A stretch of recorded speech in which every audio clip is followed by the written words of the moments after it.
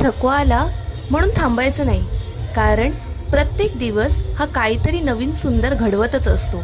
आणि आजची सुरुवात माझी जरा वेगळ्या पद्धतीने झाली होती, कारण आज होती शाळेला गुरुनानक जयंतीच्या निमित्ताने सुट्टी आणि मला जायचं होतं सकाळ सकाळ करी रोडला. आणि तिथून घरी यायला मला संध्याकाळचे वाजले होते 5:30. मग मी दादरवरनं सर्व खरेदी केली आणि पटकन आली माझ्या घरी. बघते तर काय खूप छान तयारी मंडपाची झाली होती आणि हळदीसाठी ऑल रेडी होतं.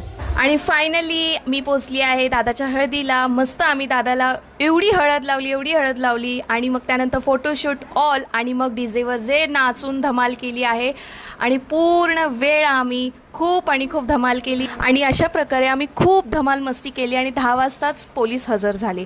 त्यानंतर आम्ही डान्स तिथेच संपवला आणि मग गेलो आम्ही जेवायला.